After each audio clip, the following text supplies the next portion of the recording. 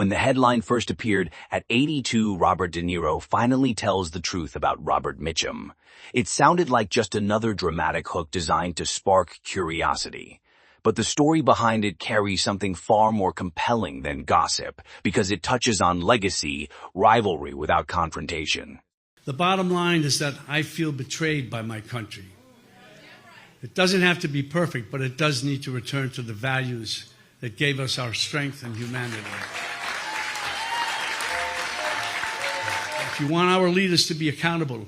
if you're devoted to the Constitution and the rule of law, if you want the United States of America to be worthy of your love, be ready to take this to the streets together, and we will take our country back.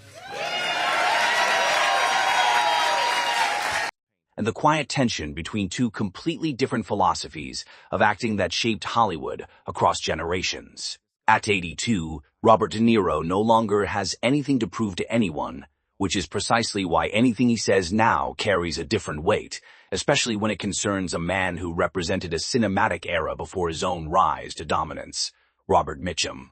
Mitchum was not simply a movie star. He was an embodiment of old Hollywood masculinity, a figure whose effortless screen presence defined the film noir antihero long before method acting became a cultural obsession, and whose detached, almost amused approach to performance stood in sharp contrast to the emotionally immersive style that later came to define actors like De Niro. While De Niro became famous for disappearing into roles, transforming his body, isolating himself psychologically, and treating every performance as a form of disciplined immersion, Mitchum represented the opposite end of the spectrum, famously suggesting that acting was a job. Nothing tortured, nothing that required self-destruction in the name of authenticity. For decades, these two approaches coexisted in Hollywood history, but rarely were they openly compared by the men who embodied them, which is what makes this late-life reflection so intriguing. Because when someone like De Niro finally speaks candidly about a figure like Mitchum,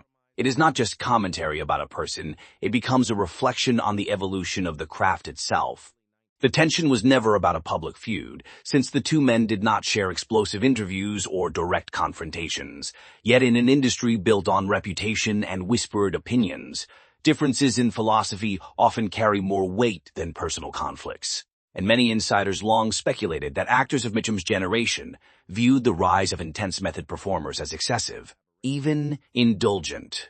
Mitchum once downplayed the seriousness with which younger actors approached their roles, implying that too much psychological excavation risked turning performance into self-importance, and whether or not those remarks were aimed at anyone specific, they inevitably echoed in a Hollywood increasingly dominated by actors like De Niro, whose commitment blurred the line between preparation and personal sacrifice. So when De Niro, at this stage of his life, finally addresses Mitchum's legacy directly, the real intrigue lies not in scandal, but in perspective, because age strips away insecurity and leaves behind clarity, and clarity often reveals what was once left, unsaid out of diplomacy or professional caution. Was there admiration behind the silence all those years, a quiet acknowledgement that Mitchum possessed something raw and instinctive that no method could replicate, or was there frustration at the old guard's dismissal of the transformative approach that redefined modern acting?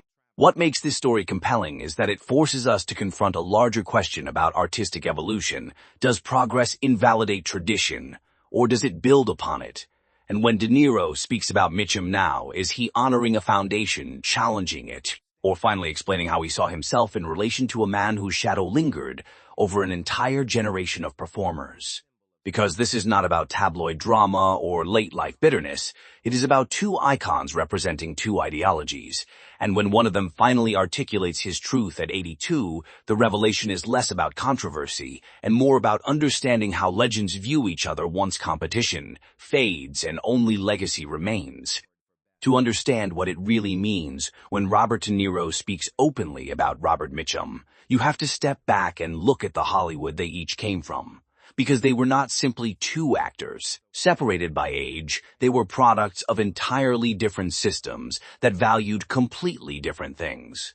Mitchum emerged from the studio era, a time when actors were contract players, when image was carefully controlled, when mystique mattered more than confession, and when emotional restraint was often more powerful than visible intensity, which is precisely why his performances carried that unmistakable cool detachment that made him magnetic without appearing to try. By contrast, De Niro rose during the new Hollywood revolution of the 1970s, when directors like Martin Scorsese and Francis Ford Coppola dismantled the polished facade of classic cinema and replaced it with grit, moral ambiguity, and psychological realism, creating an environment where actors were encouraged not just to perform characters but to inhabit them fully, even if that meant discomfort, transformation, or obsession. This shift was not subtle, and it was not universally embraced by the old guard, because to many established stars, the new intensity looked less like evolution and more like overcomplication.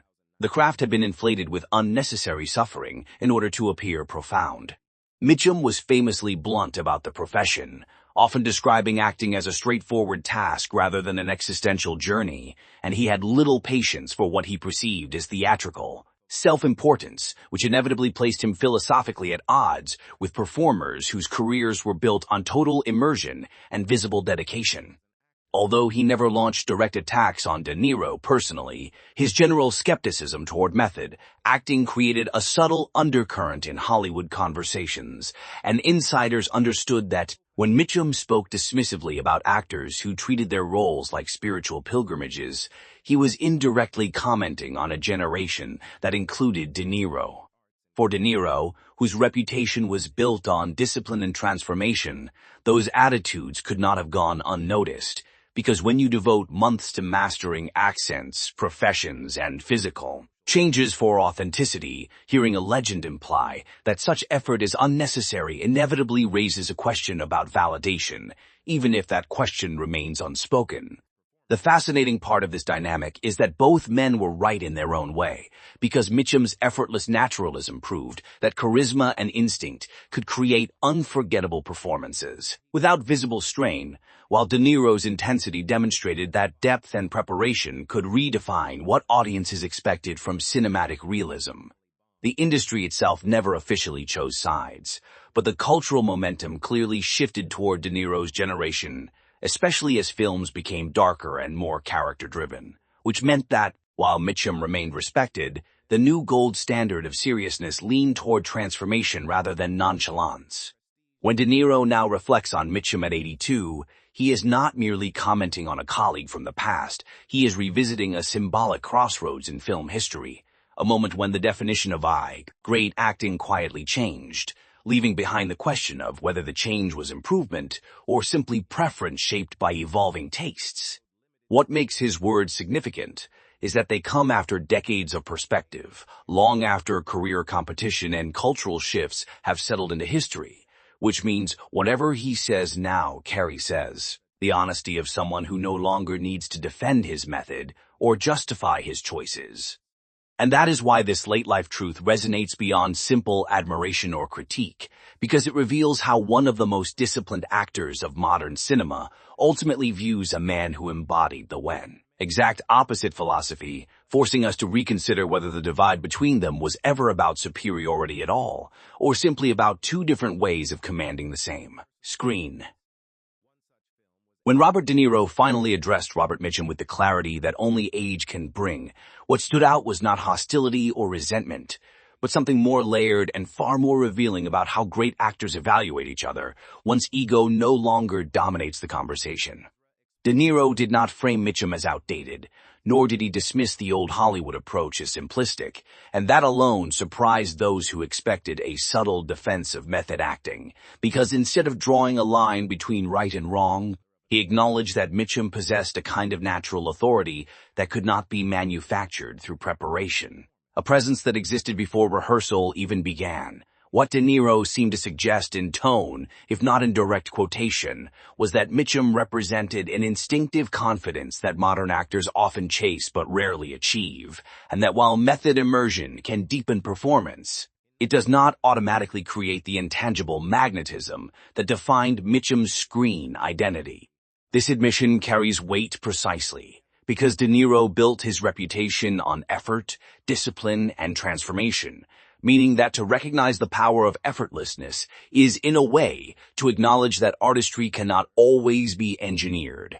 no matter how committed the preparation may be. At the same time, De Niro did not concede that Mitchum's philosophy was superior. Rather, he framed it as different, rooted in a period when the camera lingered differently, when silence communicated more than emotional breakdown, and when audiences were drawn to mystery rather than confession. What makes this reflection compelling is that it reveals how competitive comparisons fade with time, replaced by an understanding that each generation responds to the cultural mood of its era, and that Mitchum's detached coolness resonated in a world emerging from war and noir cynicism, while De Niro's psychological intensity resonated in a society grappling with identity crises and moral ambiguity. There is also a subtle humility in De Niro's tone when discussing Mitchum, because instead of portraying himself as a revolutionary who corrected the past, he seems to recognize that he was part of an evolution rather than a replacement, and that the foundation laid by actors like Mitchum allowed later performers to push boundaries further without losing credibility. This perspective challenges the narrative that one school of acting invalidates another, since De Niro's comments imply that authenticity can emerge from both discipline and instinct, and that the real distinction lies not in how much suffering an actor endures for a role, but in whether the audience believes what they see. In many ways, the so-called truth at 82 is less about revealing hidden conflict and more about dismantling the myth of rivalry altogether. Because what De Niro ultimately communicates is that respect grows clearer over time, especially when careers are long enough to see trends come and go without diminishing legacy. The intrigue, therefore, is not in explosive confession, but in measured acknowledgement, because when someone who transformed his body for roles like Jake LaMotta can openly admire the understated dominance of a man who barely seemed to try, it signals that greatness in cinema is not confined to a single method or philosophy. And yet beneath that respect, there remains an unspoken tension that continues to fascinate audiences, which is the idea that if these two men had ever shared the screen at their peaks, the contrast between immersion and indifference might have created a collision powerful enough to redefine on-screen masculinity altogether. That possibility never realized is part of what keeps this conversation alive, because sometimes what never happened carries more intrigue than what did, and De Niro's late reflection only amplifies that sense of unfinished cinematic history. What makes the story even more fascinating is that although Robert Mitchum and Robert De Niro never stood face to face as rivals in headlines, their careers became symbolically linked through a quiet cinematic echo that few people fully consider.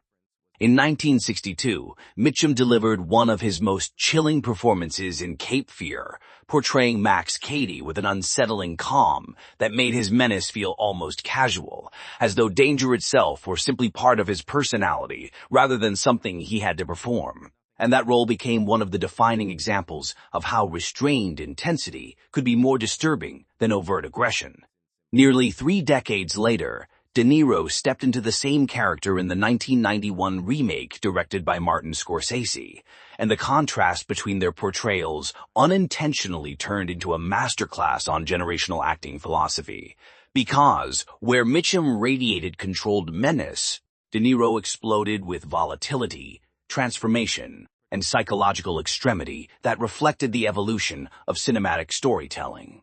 This was not a direct duel, yet audiences inevitably compared them, asking which interpretation felt more authentic, more terrifying, more enduring, and in doing so, they unknowingly placed 2 different eras of acting into the same arena, creating the kind of competition that does not require personal animosity to exist.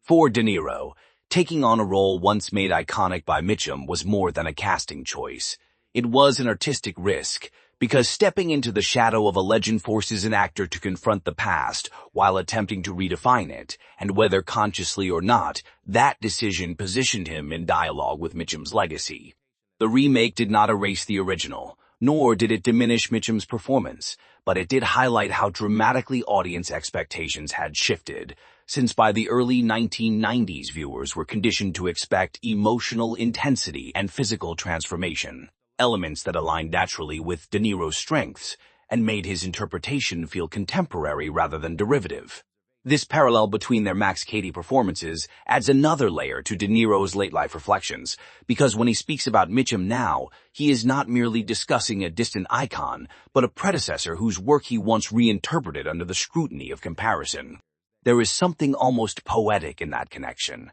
because it demonstrates how Hollywood evolves through reinterpretation rather than replacement, with each generation revisiting the past, not to erase it, but to reshape it, according to its own cultural language. When De Niro acknowledges Mitchum's presence and influence at 82, it carries the weight of someone who understands that legacy is not measured by who did it first, or who did it louder, but by whose performance continues to resonate despite changing tastes and techniques. The unspoken truth behind this entire narrative may be that neither man invalidated the other, because Mitchum's cool restraint and De Niro's immersive ferocity both achieved the same goal through different paths. They commanded the screen in a way that forced audiences to pay attention. And perhaps the most intriguing part of this story is that the competition existed primarily in the minds of viewers and critics, rather than between the actors themselves, proving that sometimes legends are placed against each other not because of conflict,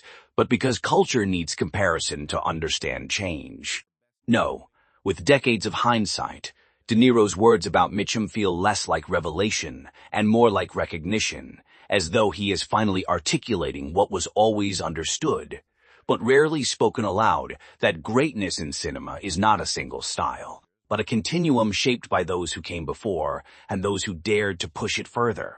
So what is the real meaning behind the headline at 82? Robert De Niro finally tells the truth about Robert Mitchum. It is not a scandal, not a confession of hidden resentment, and not the exposure of a decades-long feud, but rather something more compelling and more human. An acknowledgement that time changes perspective and that distance often replaces rivalry with clarity. When Robert De Niro reflects on Robert Mitchum, he is speaking not as a competitor trying to define his superiority, but as a veteran who understands that every era produces the actor it needs, and that Mitchum's era required a different kind of strength than the one demanded by the films of the 1970s and beyond. The truth stripped of dramatic framing is that De Niro recognizes Mitchum's authority as authentic and unforced, something that cannot be replicated simply through preparation or endurance. And in doing so, he subtly dismantles the myth that method acting is the only path to greatness. At the same time, he does not apologize for his own intensity or suggest that immersion was unnecessary, because his career stands as evidence that transformation and discipline reshaped modern cinema, proving that the evolution of performance is not a rejection of the past, but an expansion of its possibilities. What makes this revelation resonate is that it arrives at a moment when De Niro's legacy is secure, meaning there is no strategic reason to elevate or diminish Mitchum. The words come from a place where legacy matters more than ego, and where acknowledgement becomes more meaningful than competition. In many ways, the headline promises drama, but the real story delivers something deeper, a reflection on how artists view each other once they have both become history, once box office numbers and awards fade into context, and once the only thing that remains is influence. De Niro's truth is not that Mitchum was wrong or that the old Hollywood style was flawed, but that both approaches achieved something enduring, and that the contrast between them illustrates how cinema adapts to cultural shifts without abandoning its foundations. For audiences, this realization reframes the narrative from rivalry to continuity, because instead of asking which actor was greater, the more interesting question becomes how each man captured the spirit of his time so completely that their performances still feel relevant decades later. There is also a subtle lesson in this story about artistic insecurity, because younger generations often define themselves in opposition to what came before, only to later recognize that they were building upon structures they once believed they were dismantling, and De Niro's late reflection suggests an awareness of that cycle. Ultimately, the truth is not explosive, but it is powerful precisely because it reveals maturity, perspective, and the ability to admire difference without feeling threatened by it, which may be the most honest statement an artist can make after a lifetime in a competitive industry. As viewers, we are left not with scandal, but with a clearer understanding of how legends coexist across time, how philosophies clash without animosity, and how respect often speaks louder than controversy, proving that sometimes the most intriguing headline leads not to conflict, but to recognition that greatness rarely exists in isolation.